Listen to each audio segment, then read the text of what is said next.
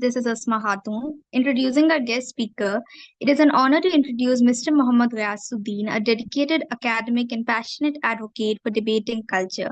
As a former court member and research scholar at Aligarh Muslim University, Mr. Ghayasuddin has played a significant role in promoting the spirit of debate and intellectual discourse at AMU. Despite facing challenges, including recent actions by the AMU administration, he remains steadfast in his commitment to nurturing a vibrant debating culture. Currently, Mr. Rasuddin is working tirelessly towards the revival of the Students Debating Union Club, a historic platform that has shaped many critical minds. Please join me in welcoming Mr. Muhammad Rasuddin as he leads us in this interactive session. Thank you, Ali Gadansa, and everyone present here, and especially the organizers who invited me for this important topic. मैं अपनी बात को कुछ चंद हिस्सों में तकसीम करूंगा, उसके बाद फिर उसी अंदाज से उसको आपके सामने रखूंगा।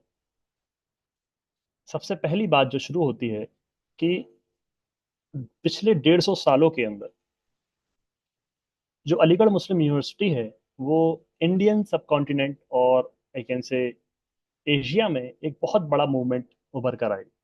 और उसके बाद से लेकर आज तक या उससे पहले भी अगर हम देखें तो इतना बड़ा इंस्टीट्यूशन जो ग्लोबल इम्पैक्ट रखता है कायम नहीं हुआ। ये 1877 में मोहम्मद एंग्लो ओरिएंटल कॉलेज के नाम से बना और उसके बाद में 1920 में अलीगढ़ मुस्लिम यूनिवर्सिटी की शक्ल में हमारे सामने मौजूद है।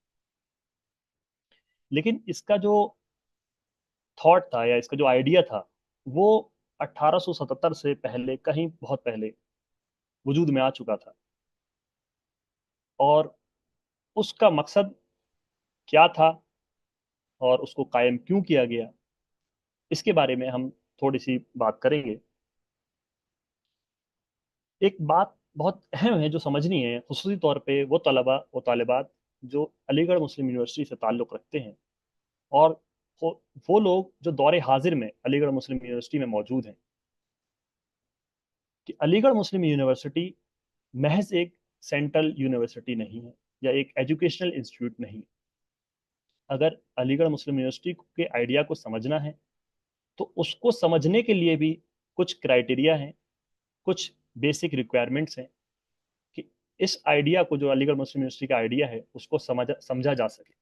अदरवाइज अगर आप अलीगढ़ मुस्लिम यूनिवर्सिटी को सिर्फ और सिर्फ एक एजुकेशनल इंस्टीट्यूट के तौर पर देखते हैं तो ये एक ऑर्गेनाइज वे में हम कह सकते हैं कि सिस्टमेटिक इग्नोरेंस का नतीजा है कि तलबा के दरमियान या जनरल पब्लिक का ये परसेप्शन बनाना कि अलीगढ़ मुस्लिम यूनिवर्सिटी महज एक डिग्री हासिल करने का एक इदारा है, यहाँ पर आइए डिग्री हासिल कीजिए और एक लेबर बनकर यहाँ से चले जाइए। अगर हम सर सैयद के मोटो को देखें या उसको समझें, उसको गौर फिक्र करें तो पता चलेगा कि सर सैयद ने rational thinking, free inquiry, large hearted tolerance and pure morality, ये कुछ मोटो जो है सर सैयद ने इस यूनिवर्सिटी के कायम होने से के पहले जो अपने जहन में रखे कि मेरे जो स्टूडेंट्स रहेंगे उनका क्या मकसद रहेगा या क्या उनका एजेंडा रहेगा। तो आज जो हम बात करेंगे उसमें एक वो खाका मैं समझा बनाऊंगा या वो समझाने की कोशिश करूंगा कि अलीगढ़ मुस्लिम यूनिवर्सिटी 1857 के बाद में जो 1870 में बनी है, तो वो सर सैयद का जो थॉट चेंज हुआ है वो थॉट किस तरीके से चेंज हुआ। अगर थोड़ी सी बैकग्राउंड हिस्ट्री पे जाएंगे हम, फिर establishment of citizens debating club, उसके बारे में बात करेंगे, और फिर इंपॉर्टेंस ऑफ डिबेट और उसके आज के वक्त में क्या चैलेंजेस हैं, इन चंद नुक्तात में मैं अपनी बात को रखूंगा। तो अगर हम हिस्ट्री में जाए, बैकग्राउंड में, तो अगर हम सर सैयद की अर्ली लाइफ के बारे में देखेंगे तो उनका इस इंटरेस्ट जो था वो आर्किटेक्ट और हिस्ट्री में था। हम उनकी किताबें जो उस वक्त उन्होंने शाया की या उन्होंने लिखी, जो एक आसार सनादीद है और आइन अकबरी है, ये कुछ किताबें हैं जो सर सैयद ने अपने शुरुआती दौर में लिखी। इन किताबों से ये जाहिर होता है कि सर सैयद जो है वो आर्किटेक्ट और हिस्ट्री के तई इंटरेस्टेड थे, वहाँ पे उनका ज़्यादा ख्याल था।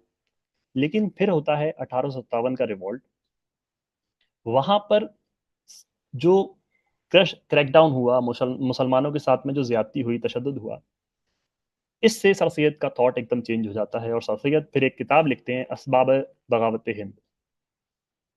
तो इस चेंज ऑफ थॉट के बाद में फिर सर सैयद ने जो काम शुरू किया, वो काम क्या था?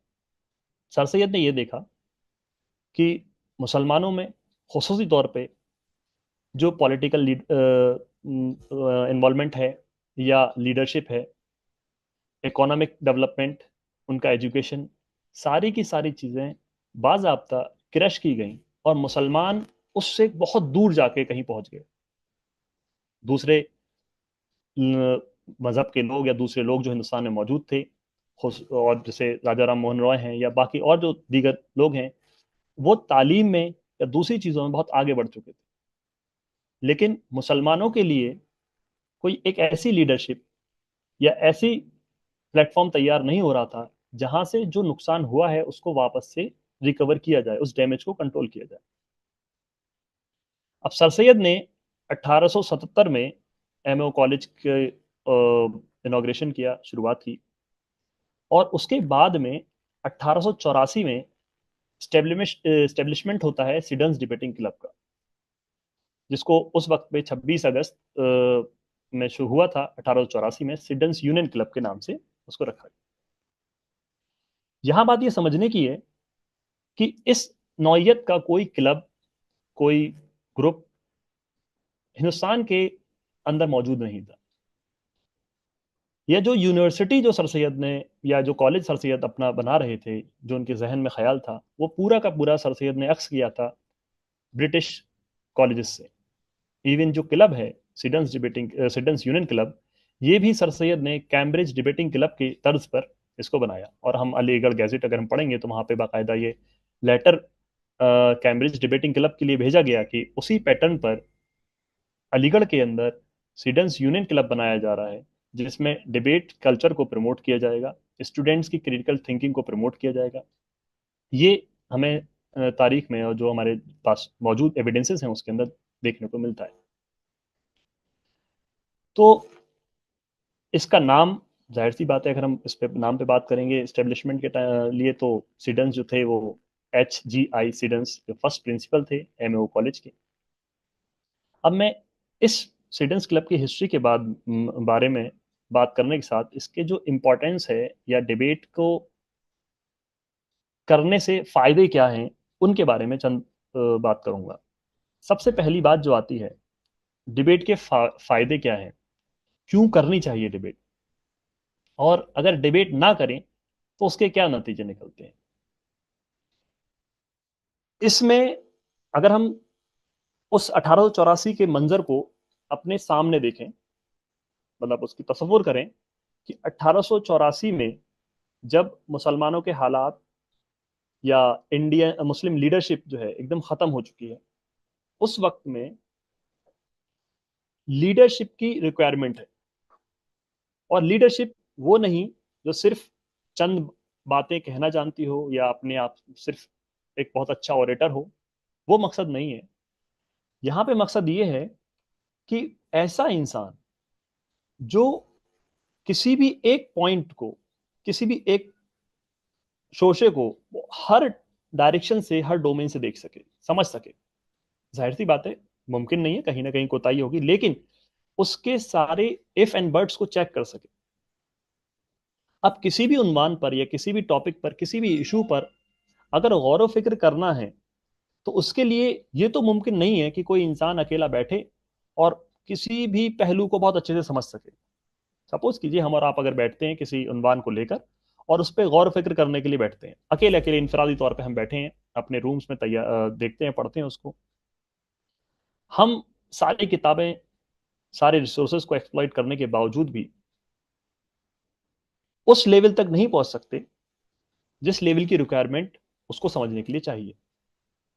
मैं इस बात को ऐसे कहूंगा कि अगर आपको एक, जैसे मैं अब एग्जांपल देता हूं अभी का जो हमने एक इसको रिस्टार्ट किया सिडेंस डिबेटिंग क्लब को, हमने चंद लोगों ने अगर इसके बारे में बहुत तफसील से गौर व फिक्र किया होता, हमने तारीख पढ़ी, तारीख बहुत अच्छा, हमने उसके बारे में सारी चीज जानी, उसके फवायद हमने देखे।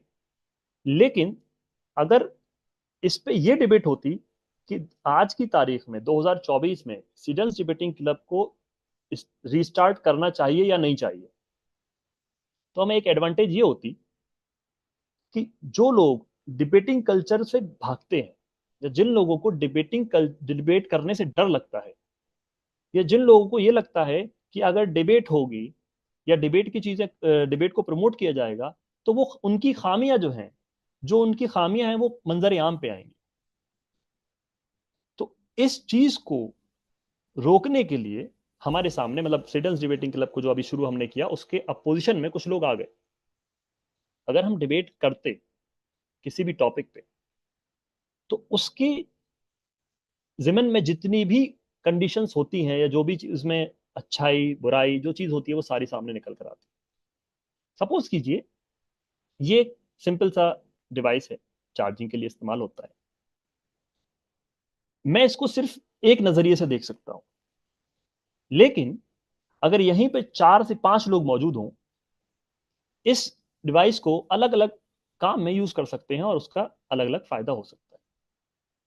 तो जब हम डिबेट करते हैं, तो किसी भी टॉपिक पर सिर्फ एक राय नहीं होती है। मेरे बड़े भाई डॉक्टर मशकूर उस्मानी यहां मौजूद हैं। अगर भाई का कोई ख्याल है और मेरा कोई ख्याल है, ये जरूरी नहीं है कि दोनों के सेम ख्याल हों। एक बात को हम एज इट इज मान लें। ये मुमकिन है कि मेरे और भाई के ख्याल में फर्क हो। तो अगर हम डिबेट नहीं करेंगे, तो वो फर्क हमें नहीं पता चलेगा। उसमें आने वाली परेशानियां, या उसमें आने वाले सवालात, या उस पे क्वेश्चन करने वाले लोगों के बारे में नहीं पता चलेगा। तो जब हम डिबेट करते हैं, तो हमें डिबेट करने से उस टॉपिक की, उस इशू की सारी जो बातें होती हैं, वो हमारे सामने आ जाती हैं। अब सवाल ये है कि इस क्लब को, जिसका नाम है सिडेंस डिबेटिंग क्लब, मैं कुछ बातें, जैसे अभी टॉपिक जो इसमें है सिडेंस यूनियन डिबेटिंग क्लब, उस पर कुछ बात करूं। अगर आप अलीगढ़ गैजेट उठा के देखेंगे, तो उसमें जो टाइट क्लब का नाम है वो है सिडेंस यूनियन क्लब, जो 1884 में सर सैयद ने बनाया। और जैसे मैंने बताया कि इसको कैम्ब्रिज डिबेटिंग क्लब से अक्स किया गया, वहां से कॉपी किया गया। ठीक है। तो अब इस क्लब को रन करने में चैलेंजेस क्या आ रहे हैं? सबसे पहला सवाल ये है। चैलेंजेस ये आ रहे हैं कि जो सर सैयद का मोटो है, सर सैयद का मोटो क्या था? सर सैयद का मोटो था rational thinking, free inquiry, large hearted tolerance और प्योर मोरालिटी। अब हमने क्लब को शुरू किया, और अल्हम्दुलिल्लाह बहुत अच्छी तादाद में तलबा ने इसको ज्वाइन किया। 250-300 मेंबरशिप भी हुई, जो रजिस्टर्ड मेंबर्स थे। लोगों को अच्छा लगा, असातिज़ा इकराम ने उसको प्रेज किया, उसके बारे में कहा कि आप बहुत अच्छा काम कर रहे हैं। लेकिन कुछ लोगों को, जिनको लगता है कि कैंपस के अंदर लीडरशिप ये है कि अब बस आपको ठेके मिल जाएं, आपको एडमिनिस्ट्रेशन में रीच आपकी अच्छी हो जाए, लीडरशिप का मतलब उनके जहन में ये रहा। तो वो सर सैयद के उस ख्वाब को, जो सर सैयद ने 1884 में या कॉलेज बनाने की शुरुआत जब की, जो ख्वाब सर सैयद ने देखा था, उस ख्वाब को वो क्रश करते हैं। वो उस ख्वाब की तौहीन करते हैं, वो सर सैयद की तौहीन करते हैं, वो इस इदारे की तौहीन करते हैं।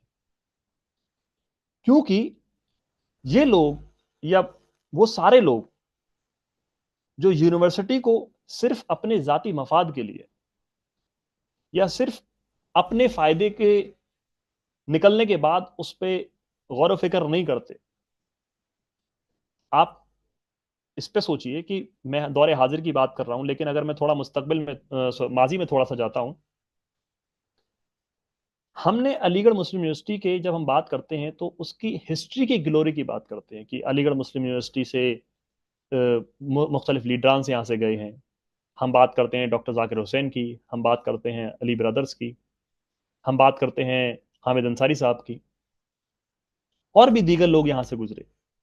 लेकिन उसके बाद से अलीगढ़ से वो लीडरशिप, वो बड़े नाम जो हिंदुस्तान और हिंदुस्तान के बाहर जाने जाते हैं, आज भी अलीगढ़ मुस्लिम यूनिवर्सिटी को बाहर ममालिक में जो जाना जाता है, पहचाना जाता है, वो इसके माजी की वजह से जाना जाता है।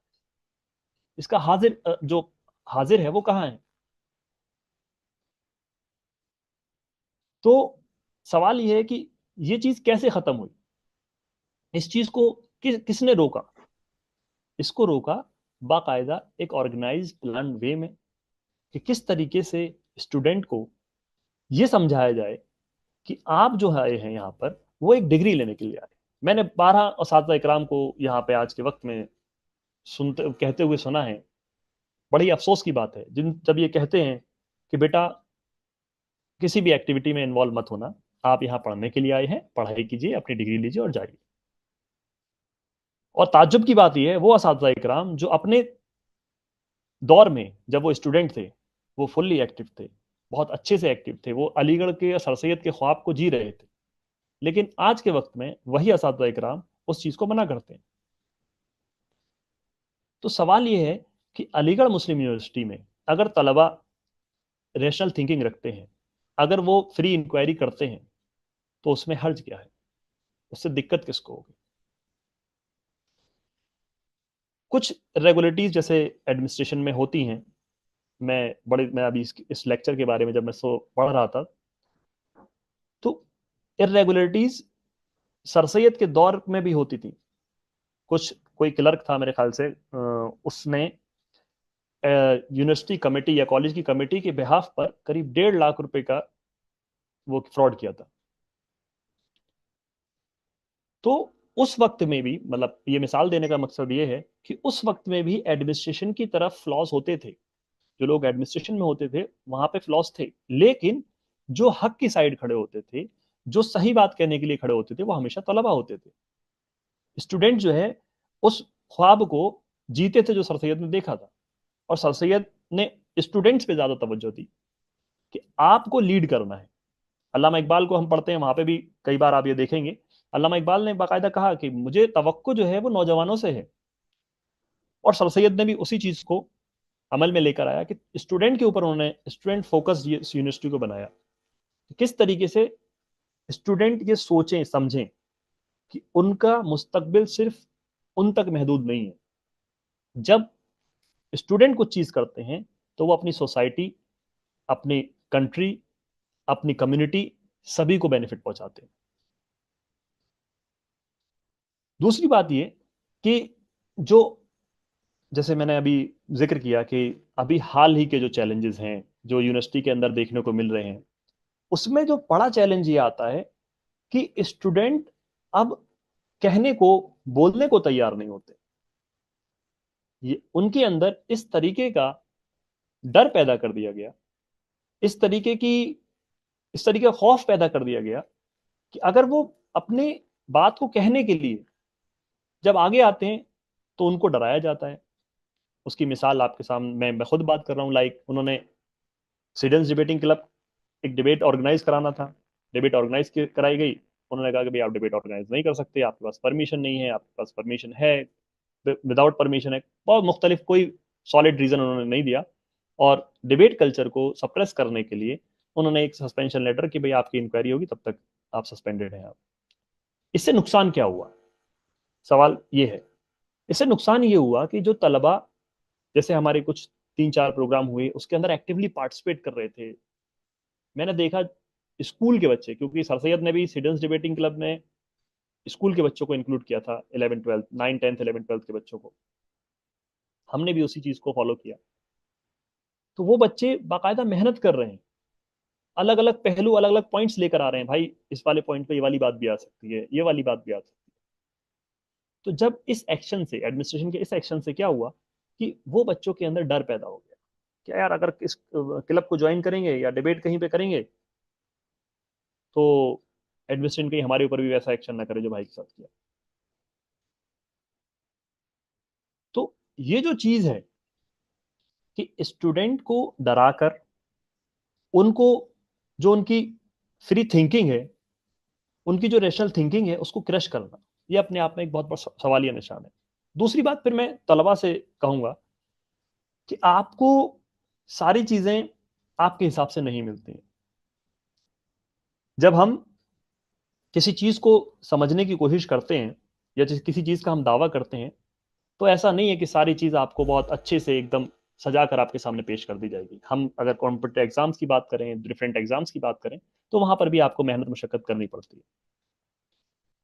सवाल ये आता है कि हम इस इदारे के लिए या उस फिक्र के लिए जिस फिक्र के साथ में ये इदारा बनाया गया, उस फिक्र को अपने साथ में क्यों नहीं लेते।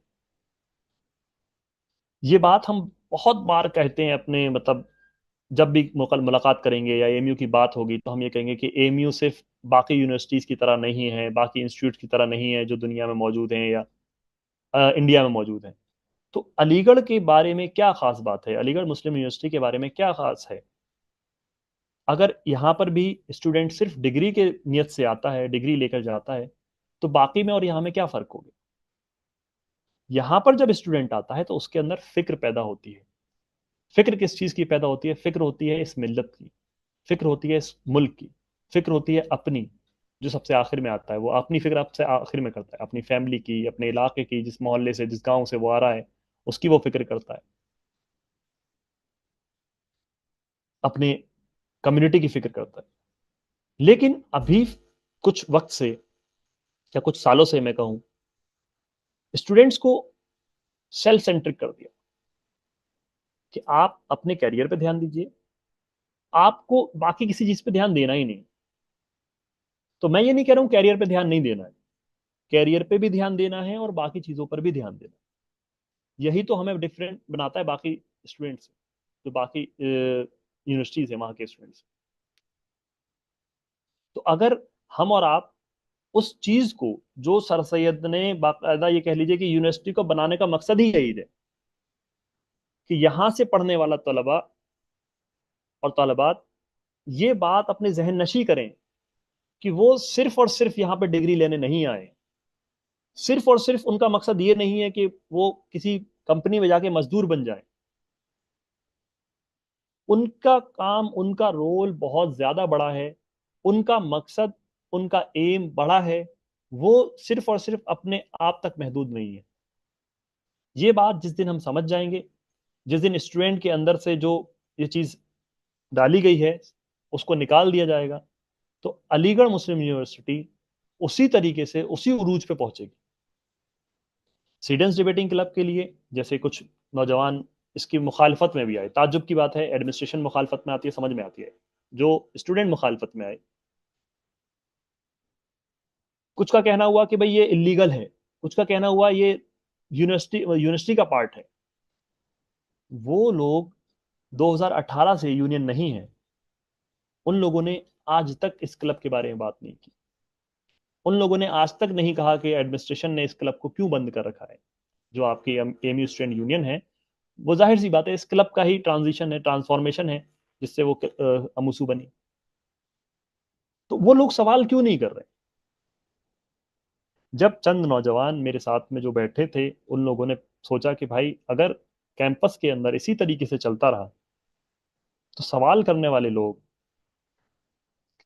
फ्री इंक्वायरी करने वाले लोग, वो लोग कुछ अरसे में बिल्कुल खत्म हो जाएंगे। जैसे हम देखते हैं बहुत सारी जगह पे, कुछ प्राइवेट यूनिवर्सिटीज हैं, लड़के जाते हैं, डिग्री लेते हैं, आ जाते हैं, पता ही नहीं है पर उसमें कौन है, क्या बात हुई, क्या यूनिवर्सिटी है, उसका मकसद क्या है, कुछ नहीं पता, सिर्फ डिग्री मिल रही है। कुछ लोग तो डिग्री बांट भी रहे हैं। तो अलीगढ़ का मकसद ये नहीं है। अलीगढ़ एक वो तहरीक है जो तब से चली थी, अभी भी चल रही है, जैसी भी हालत में है लेकिन चल रही है। और इसका काम है कि ये कम्युनिटी को अपलिफ्ट करे, फ्री थिंकिंग को, रैशनल थिंकिंग को। और शख्सियत का मोटो आप पढ़िए, उसमें लिखा है प्योर मोरालिटी। आप देखिए किस तरीके से मोरालिटी को ही खत्म कर दिया जा रहा है कैंपस। तो ये सारी चीजें एक ऑर्गेनाइज वे में हो रही हैं। मैं ज्यादा शिकायत न करते हुए जो बातें मैं कह रहा हूँ वो असल में जो आज के हालात हैं मैं उन पर मबनी अपनी बात को कर रहा हूँ। मेरे बड़े भाई सब यहाँ मौजूद हैं जो आपको उस दौर के बारे में बताएंगे, खुसूसी तौर पे जो जहां पर लीडरशिप वाकई में इस यूनिवर्सिटी से बनती थी। और भाई उसकी जिंदा मिसाल है कि अलीगढ़ मुस्लिम यूनिवर्सिटी से जो स्टूडेंट्स निकलते हैं, अगर वो पॉलिटिकल थिंकिंग रखते हैं तो वो रिप्रेजेंट करते हैं, अपने इलाकों को रिप्रेजेंट करते हैं, नेशनल लेवल पे रिप्रेजेंट करते हैं। आप कैलकुलेट करें तो 2018 से लेकर आज तक, 18 के बाद 19, 20, 21, 22, 23, 24, 6 साल में हमने 6 प्रेसिडेंट्स, 6 वाइस प्रेसिडेंट्स, 6 सेक्रेटरी,